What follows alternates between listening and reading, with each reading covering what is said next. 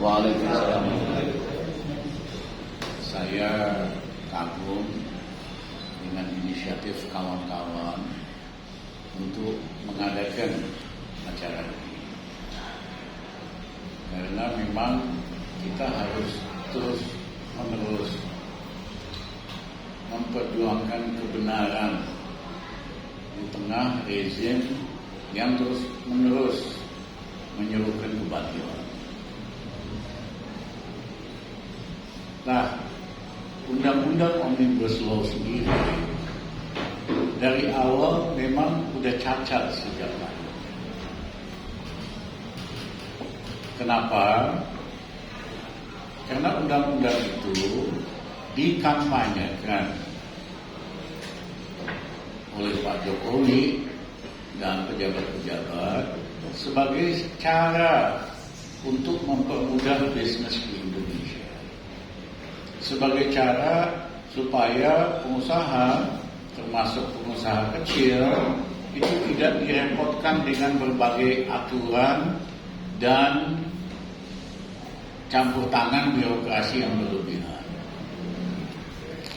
Nah, jualannya ini menarik karena memang para pengusaha, apalagi pengusaha kecil, direpotkan oleh aturan yang terlalu banyak dan birokrasi yang kerjanya cawe-cawe buat ngarepin sogokan. Tapi apa hasilnya? Hasilnya undang-undang ini 1000 halaman undang-undangnya. Penjelasannya resminya 500 halaman.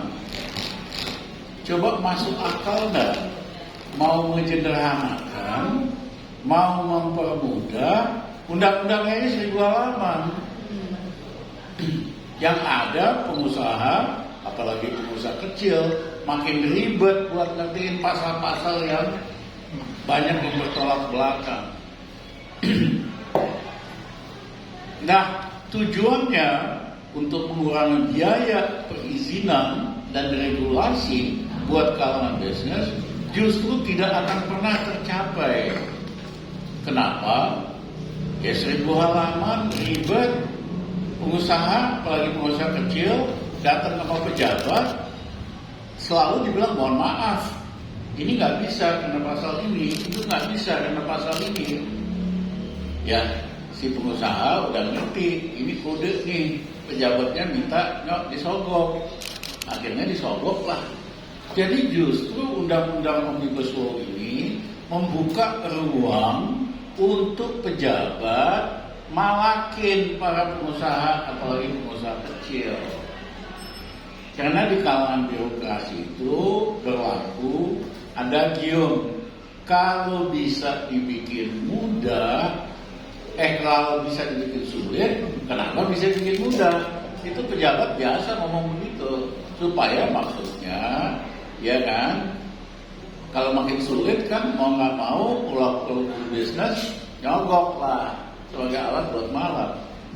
Jadi undang-undang yang dikampanyekan untuk menyederhanakan, mempermudah perizinan, hasilnya itu justru membuka peluang untuk malakin pengusaha besar maupun kecil.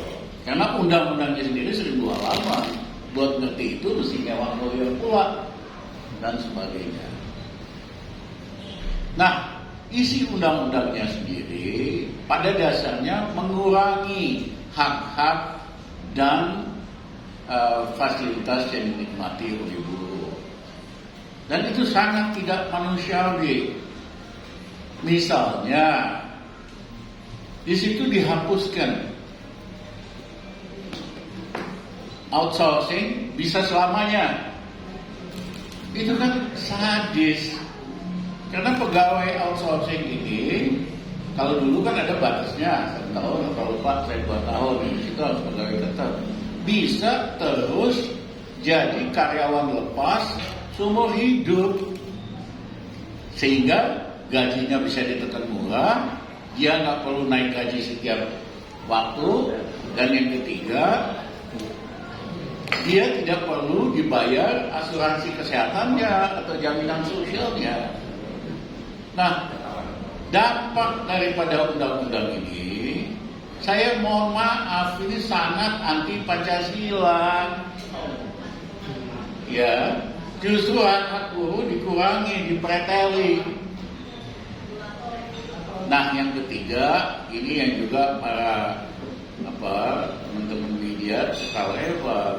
Sebetulnya dagingnya itu bukan itu, tapi dagingnya dengan undang-undang yang ditempelkan ke Omnibus Law ini, yaitu undang-undang minerba, di mana otomatis konsesi tambang dan mineral diberikan perpanjangan otomatis 2 kali 10 tahun.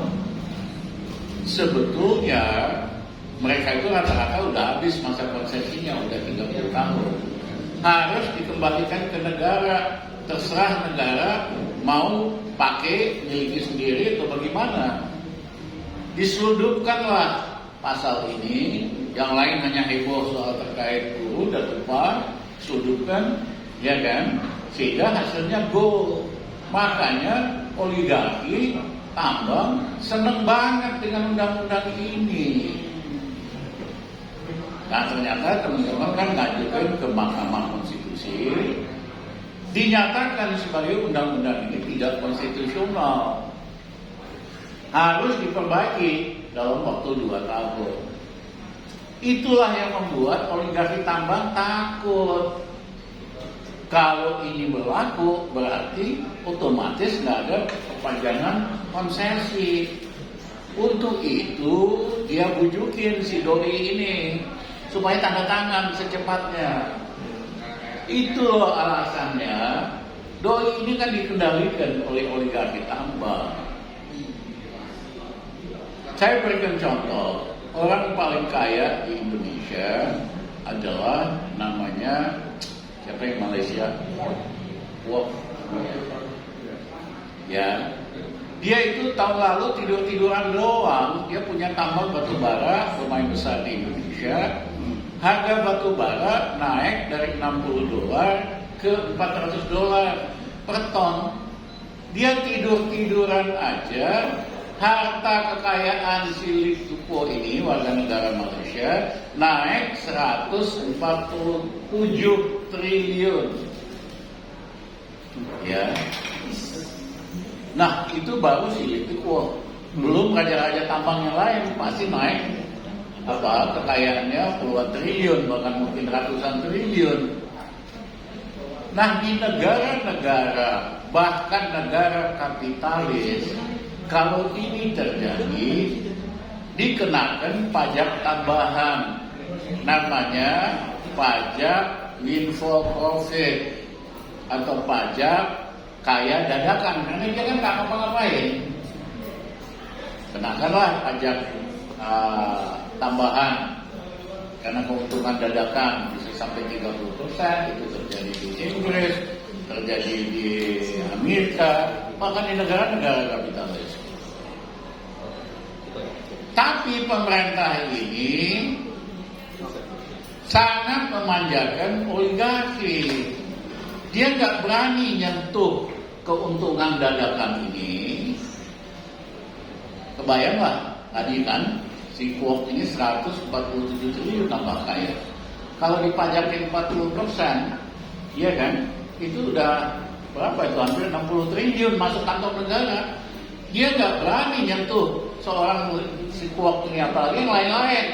Tapi dia berani naikin pajak rakyat, naikin PPN, naikkan iuran BPJS, naikin BBM, naikin listrik, naikin gas.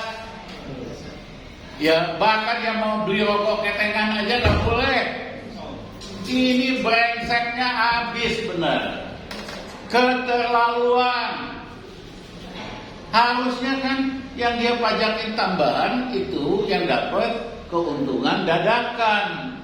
Dan itu duit gede semua, bisa dapat ratusan triliun. Nah, tetapi dia malah ribet majakin rakyat kecil. Inilah ideologi sesungguhnya Jokowi. Dia itu ngabdi sama oligarki, meres bikin susah rakyat.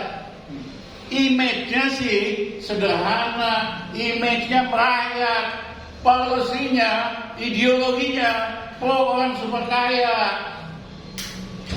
Bahkan saya baru mengatakan, dia kan kerjanya setiap hari nih, jalan-jalan keliling, pura-pura ninjau proyek nggak habis-habis. Proyek yang nggak jadi aja dia kunjungin lebih dari 12 kali kayak IKN. Setiap hari kerjanya jalan-jalan. Sekali jalan tuh kan 100-200 orang. Pakai pesawat besar presiden. Mohon maaf, Jokowi presiden paling boros dalam sejarah Republik Indonesia. Harus diaudit pengeluaran dia jalan-jalan ini. Tapi bukan sekarang, nanti aja. Kalau Jokowi nggak puasa kita audit. Pasti banyak ketidakberesan. Ya, paling di situ dia pernah tuh berkunjung ke satu lokasi jauh naik pesawat, ketemu pendukungnya Jokowi cuma 50 ekor. Iya kan? Padahal tim advance sudah 100 atau segala. Saya ceritanya pejabat tinggi loh di sekitar dia. Ya, saya sebetulnya tersinggung waktu Gus Dur jadi presiden. Dikritik habis-habisan, kerjanya jalan-jalan aja. Padahal Gus Dur kalau jalan naik pesawat umum, pesawat kecil, rombongannya cuma 50 orang. Itu habis dikritik sebagai presiden yang ngabisin anggaran perjalanan. Mohon maaf, Jokowi ini raja paling boros di dalam pengeluaran. Makanya anak buahnya ngikut. Itu Menteri Keuangan kan mengeluh. Tahun lalu pegawai negeri ngabisin biaya perjalanan 39 triliun. Ya pegawai atau dia kan nyontoh bosnya tiap hari jalan-jalan. Iya kan? Jadi jangan hanya nyalain PNS. Kamu pemimpin kasih contoh dulu hidup yang hemat. Perjalananmu itu pemborosan. Baru PNS ngikut dong. Ya. Nah, jadi selama ini kita dikelabui dengan image kerakyatan, tampang sederhana, kelakuannya itu boros. Yang kedua, kebijakannya selalu bikin senang orang kaya, orang punya uang yang memang membiayain ongkos politiknya. Nah, yang ketiga adalah soal prosesnya itu sendiri. Ini kan MK udah putusan inkonstitusional, harus diperbaiki, diubahlah, ya kan, dengan Perpu. Jadi ini lelucon yang nggak lucu. Kalau ada rakyat mengeluh atau masyarakat, ajukan aja ke MK. Pasti MK nolak. Karena MK kan iparnya Jokowi.